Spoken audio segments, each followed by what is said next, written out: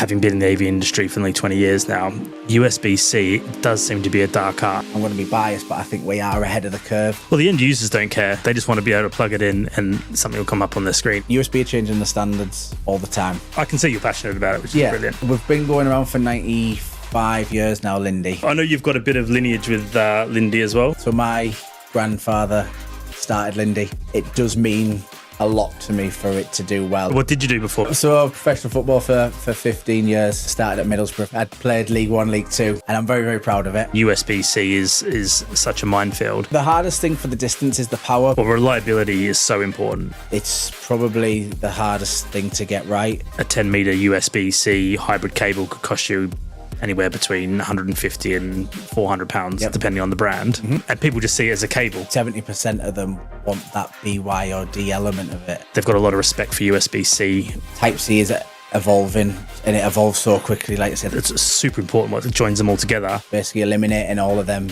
connectors. Yeah. Because Type-C can do everything. It's all sexy magic. 10 years ago, USB was purely based for probably data transfer and charging your phone. And now it's everything and anything.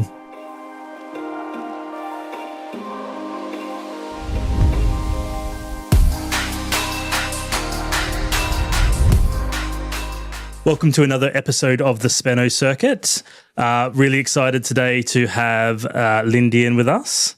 He'll introduce himself in a second, but really excited to have him in, and we're going to discuss some of the magic of USB-C. I know it's a bit of a mystery, and it's one of those things that can really cause an issue. So, welcome to the podcast. Thank you. Pleasure being here. I'm James from Lindy.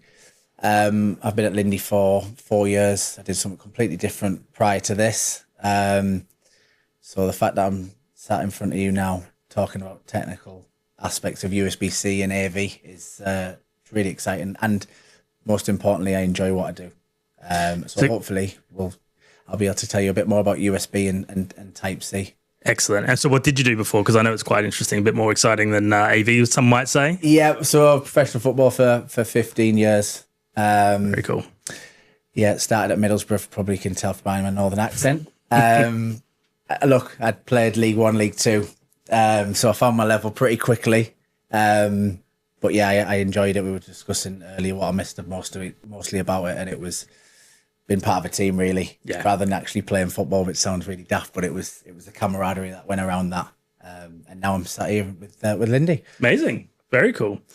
So I know you've got a bit of lineage with Lindy as well. Is it in the family a little bit? Yeah, again, funny story. After I stopped playing football, I didn't know what to do. Wasn't the brightest at school, shall we say. And so my grandfather started Lindy in the UK. So it's two families, one from the UK, my family in the UK in Teesside, and a family over in Germany in Mannheim. And it's funny, my granddad had a company called Josty, who sold computer components, and he met Klaus Lindenberg at a trade show. Oh, okay. And got on networking, as we do in trade shows, and basically brought Lindy over to the UK and completely rebranded. So Lindy originally wasn't selling AV components. It was something else. I think it actually started as lamps. Right. And so Lindenberg is Lindy. Correct. Right. Okay. Yeah, absolutely. So we've been going around for 95 years now, Lindy. Wow. So it's been a 95-year-old company, and I'm very, very proud of it. Yeah.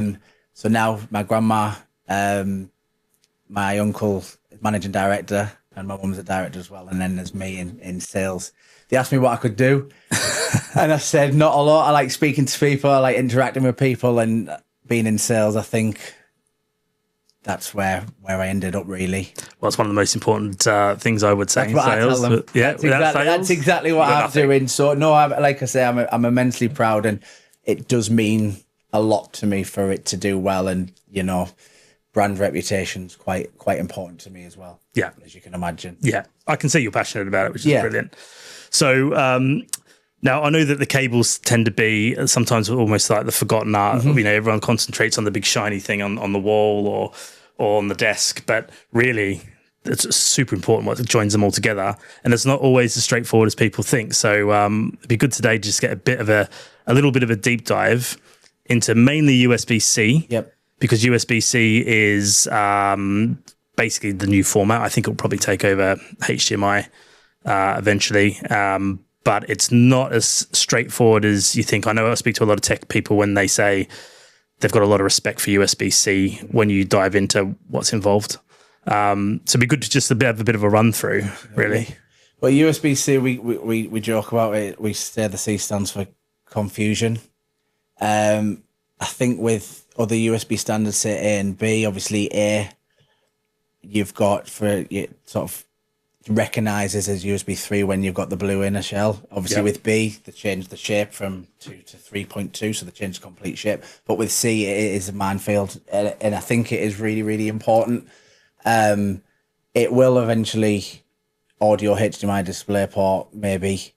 It's basically eliminating all of them connectors. Yeah. Because Type-C can do everything, but actually picking the right cable is where I think we come in. And because we've been going around for so long, and I think it's definitely been definitely brilliant for us because we do a lot of AV kit and a lot of IT kit. 10 years ago, USB was purely based for probably data transfer and charging your phone. Yeah. And now it's everything and anything.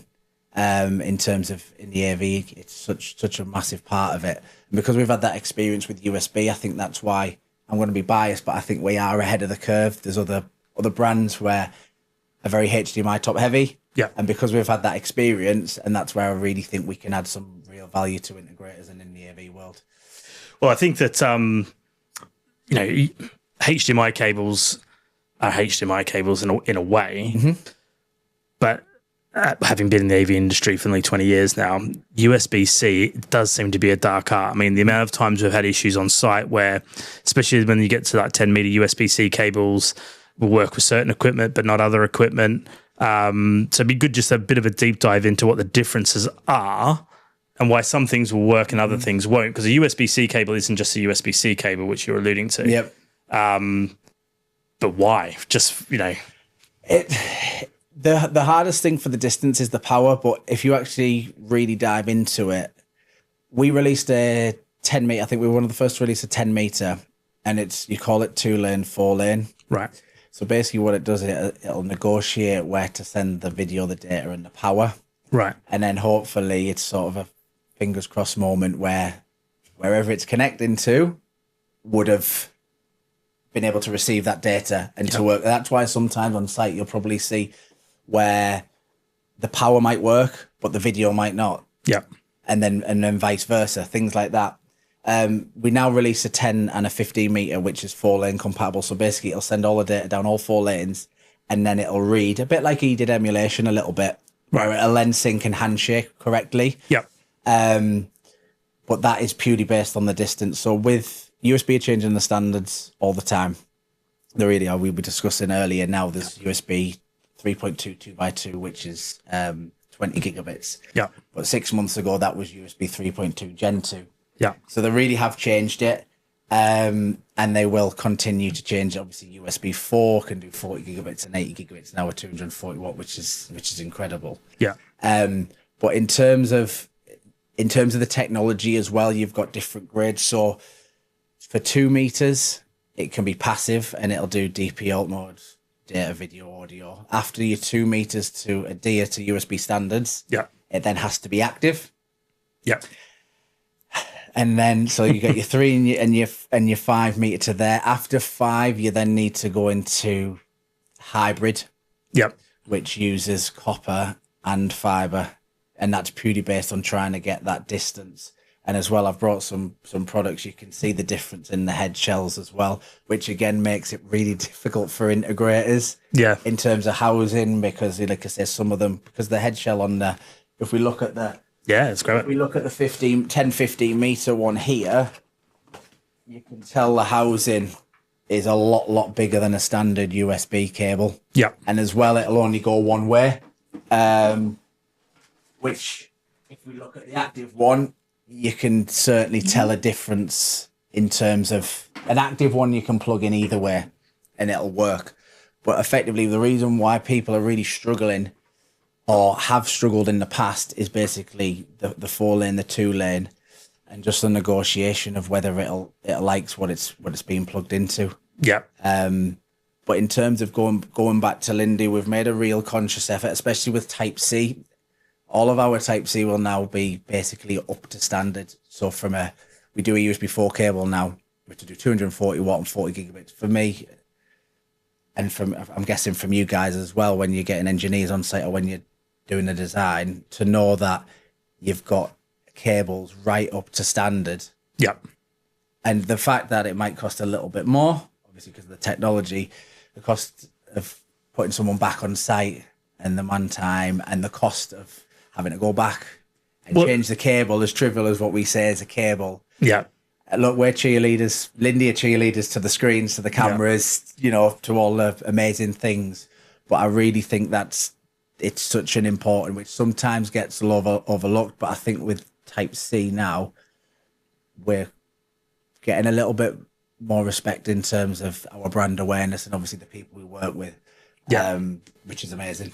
Well, reliability is so important, being at the head end of anything that goes wrong on site, that, it's a lot of the times it is just incompatibility with cables and USB-C is such a minefield. And it's also a bit of a learning curve, I think, for clients as well, because, for example, a 10-meter USB-C hybrid cable could cost you anywhere between 150 and 400 pounds, depending on the brand. Mm-hmm.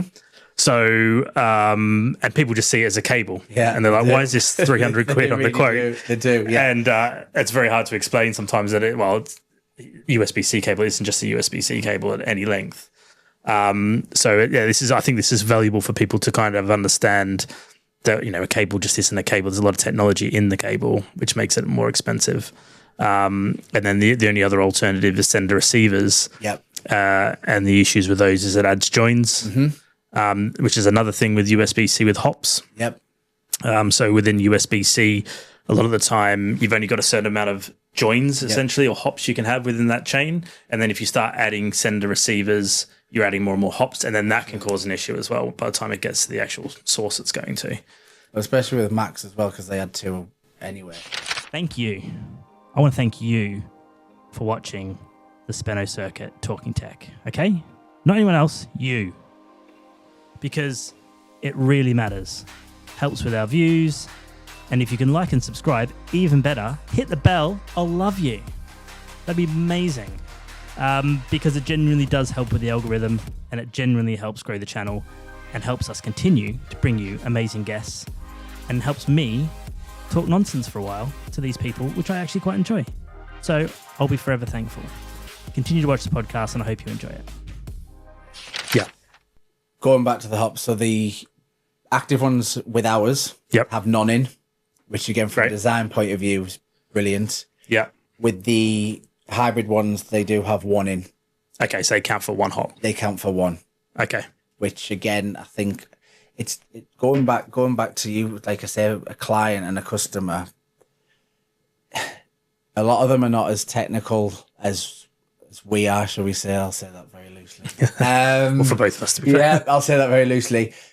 People, like I say, Susan from accounts, wants to show an apprentice potentially something. And that's why Type C is so prevalent now. Like, they just want to sometimes just stick that cable in. Yeah. She might have forgot a charger as well. So again, she's going to get the charge from that. She's going to get the touch element from the data. She's going to get the video as well. And I think that's why it's so prevalent, because it's so easy, but then so hard. It's so easy to use, but it's so hard to get right. Yeah.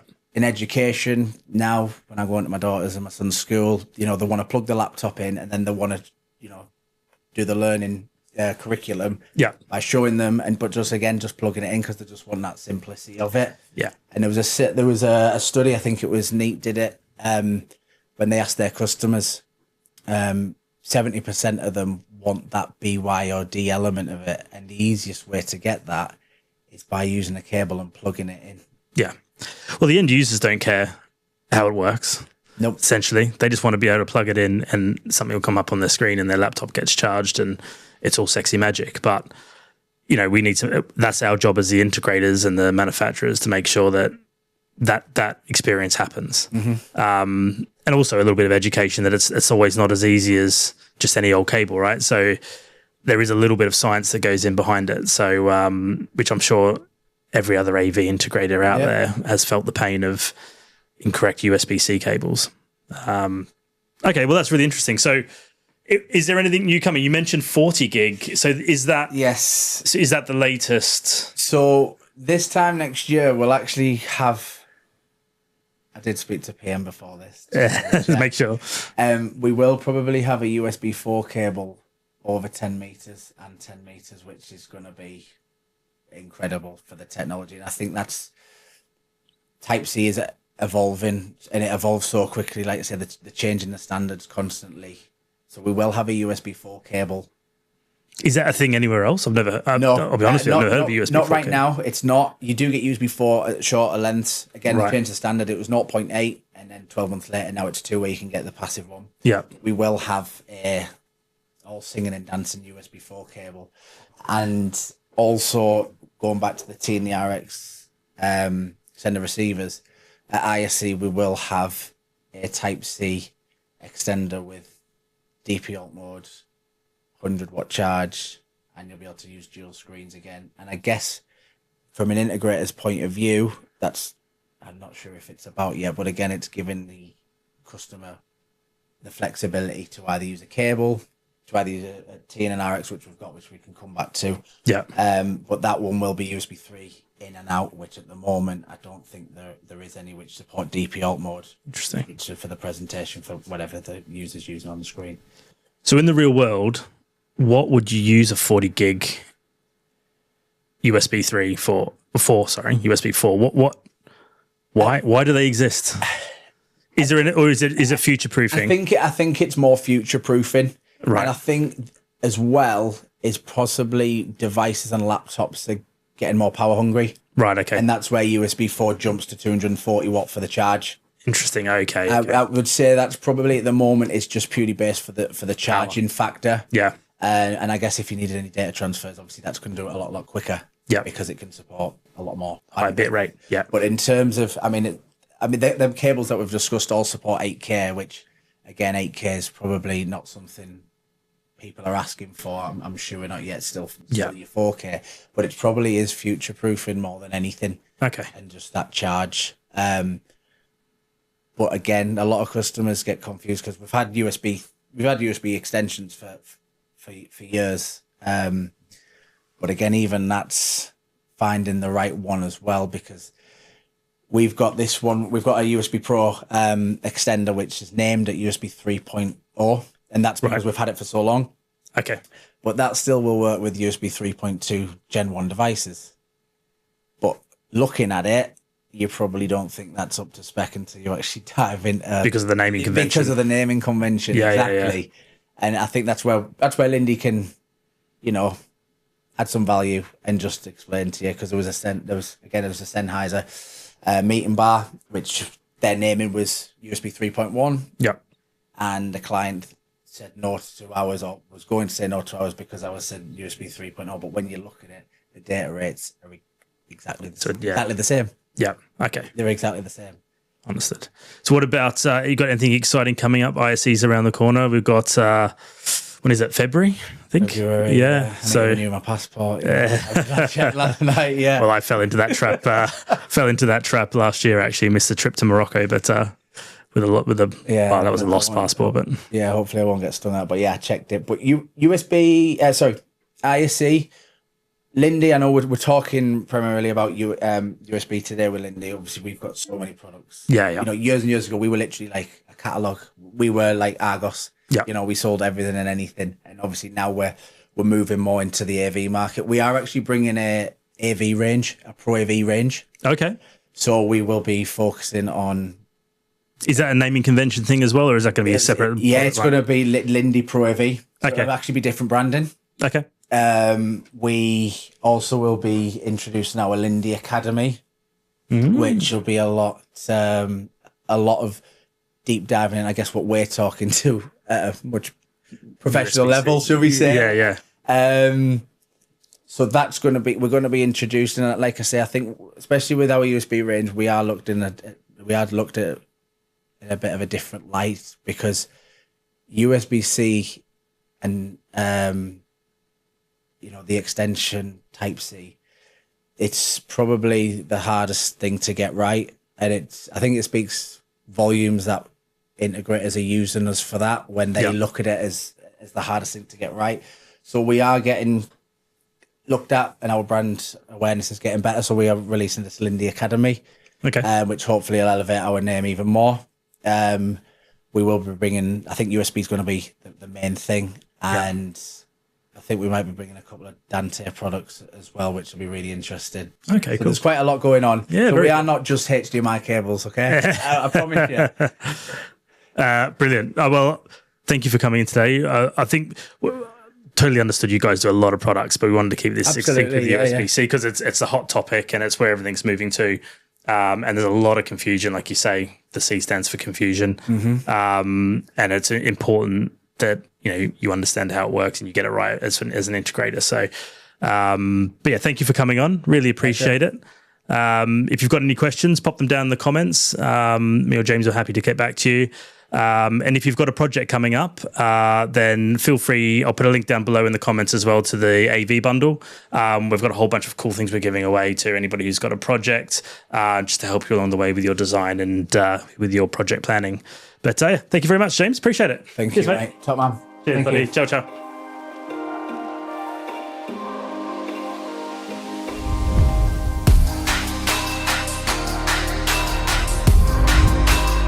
I hope you enjoyed that podcast. I really enjoy bringing it to you. If you could like and subscribe if you haven't already, like I mentioned before, that'd be great. Also, if you've got any interest in any of the technologies, we are putting on a bunch of technology showcases with some of our big manufacturers that we use quite often. We're in the process of putting that together at the moment. So I'm going to put a link below. We're taking registration. So if you're interested in going and seeing some of these technology showcases, we'd be more than happy to get you on the list. The more people we get registered, the more we can put on.